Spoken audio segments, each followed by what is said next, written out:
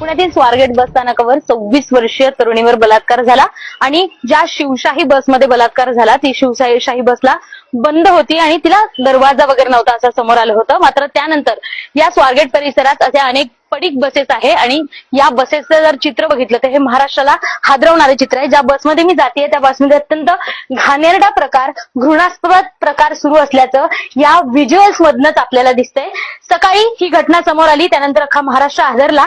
मात्र त्यानंतर आता ही दुसरी शिवशाही बस आहे जी स्वारगेटच्या या पार्किंग मध्ये लावण्यात आली आहे। जाळं आहे या सगळीकडे, मात्र या बसमधली अवस्था सगळ्या महाराष्ट्राचे डोळे खोलणारी आहे। मी जर आज जाऊन तुम्हाला या सगळ्या बसची परिस्थिती दाखवली तर या बसमध्ये अनेकांचे कपडे पडलेले आहेत, अनेक साड्या आहेत। त्यामुळे रात्रीच्या वेळी असू देत किंवा दिवसाच्या वेळी या बसमध्ये कोणते कोणते प्रकार चालू असतील याचा अंदाज या बसच्या या सगळ्या व्हिज्युअल्स मधनं आपण घेऊच शकतो। एकीकडे ब्लँकेट्स आहेत, शर्ट आहेत, साडी आहेत, अनेकांचे अंतर वस्त्र या ठिकाणी पडलेले दिसत आहे। त्यामुळे रात्रीच्या वेळी हे बस स्थानक किंवा बस स्थानकाचा परिसर हा सुरक्षित आहे का हा प्रश्न जरी असला तरीही या बसेस ज्या लावल्या आहेत त्या पार्किंग असलेल्या बसेसमध्ये हा सगळा प्रकार सुरूच असतो हे या सगळ्या चित्रातनं पुन्हा एकदा समोर येतोय। खरं तर एकीकडे साड्या पडल्या आहेत, दुसरीकडे वाईट प्रकार घडत असल्याचं समोर देखील आले आहे। बलात्काराची घटना समोर आली आहे, त्यामुळे या बसेस सुरक्षित आहे का हा जर मुद्दा असला तरीही या स्वारगेट बस स्थानकावरचा आजूबाजूचा परिसर देखील महिलांसाठी सुरक्षित आहे की नाही हा देखील प्रश्न या सगळ्या चित्रावरून आपल्याला दिसून येतोय। शिवानी पांढरे, एबीपी माझा, पुणे। तर स्वारगेट परिसराची किती भीषण अवस्था आहे, किती भयंकर अवस्था आहे याची कल्पना या दृश्यांमधून आपल्याला येऊ शकेल। एकीकडे पुण्यामध्ये स्वारगेट बस स्थानकावर घडलेली ही बलात्काराची अत्यंत संतापजनक घटना आणि या निमित्ताने पुणे स्वारगेट बस स्थानक परिसरामध्ये पार्किंगमध्ये असलेल्या बसमध्ये काय प्रकार घडतात हे देखील समोर आलं। कोणतरी असू शकतं, पोलीस अधिकारी सध्या या बसेसची पाहणी करताना पाहायला मिळतात।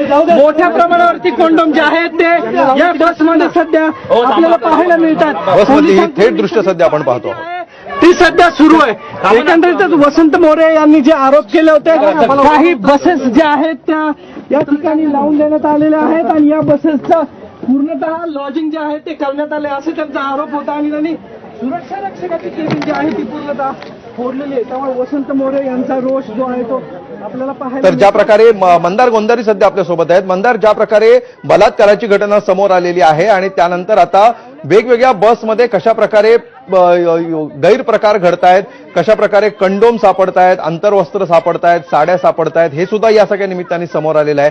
काय नेमकं घडतंय पुण्यात स्वारगेटवर?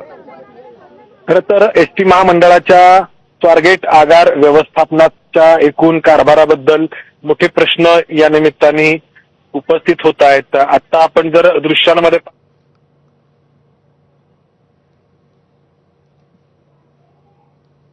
पुण्यातील स्वारगेट बस स्थानकावर 26 वर्षीय तरुणीवर बलात्कार झाला आणि ज्या शिवशाही बसमध्ये बलात्कार झाला ती शिवशाही बसला बंद होती आणि तिला दरवाजा वगैरे नव्हता असं समोर आलं होतं। मात्र त्यानंतर या स्वारगेट परिसरात अशा अनेक पडीक बसेस आहे आणि या बसेसचं जर चित्र बघितलं तर हे महाराष्ट्राला हादरवणारे चित्र आहे। ज्या बसमध्ये मी जाते त्या बसमध्ये अत्यंत घाणेरडा प्रकार, घृणास्पद प्रकार सुरू असल्याचं या व्हिज्युअल्स मधनच आपल्याला दिसतंय। सकाळी ही घटना समोर आली, त्यानंतर अख्खा महाराष्ट्र हादरला। मात्र त्यानंतर आता ही दुसरी शिवशाही बस आहे जी स्वारगेटच्या या पार्किंग मध्ये लावण्यात आली आहे। जाळं आहे या सगळीकडे, मात्र या बसमधली अवस्था सगळ्या महाराष्ट्राचे डोळे खोलणारी आहे। मी जर आज जाऊन तुम्हाला या सगळ्या बसची परिस्थिती दाखवली तर या बसमध्ये अनेकांचे कपडे पडलेले आहेत, अनेक साड्या आहेत। त्यामुळे रात्रीच्या वेळी असू देत किंवा दिवसाच्या वेळी या बसमध्ये कोणते कोणते प्रकार चालू असतील याचा अंदाज या बसच्या या सगळ्या व्हिज्युअल्स मधनं आपण घेऊच शकतो। एकीकडे ब्लँकेट्स आहेत, शर्ट आहेत, साडी आहेत, अनेकांचे अंतर वस्त्र या ठिकाणी पडलेले दिसत आहे। त्यामुळे रात्रीच्या वेळी हे बस स्थानक किंवा बस स्थानकाचा परिसर हा सुरक्षित आहे का हा प्रश्न जरी असला तरीही या बसेस ज्या लावल्या आहेत त्या पार्किंग असलेल्या बसेसमध्ये हा सगळा प्रकार सुरूच असतो हे या सगळ्या चित्रातनं पुन्हा एकदा समोर येतोय। खरं तर एकीकडे साड्या पडल्या आहेत, दुसरीकडे वाईट प्रकार घडत असल्याचं समोर देखील आलं। या ठिकाणी परिसर देखील महिलांसाठी सुरक्षित आहे की नाही हा देखील प्रश्न या सगळ्या चित्रावरून आपल्याला दिसून येतोय। शिवानी पांढरे, एबीपी माझा पुणे.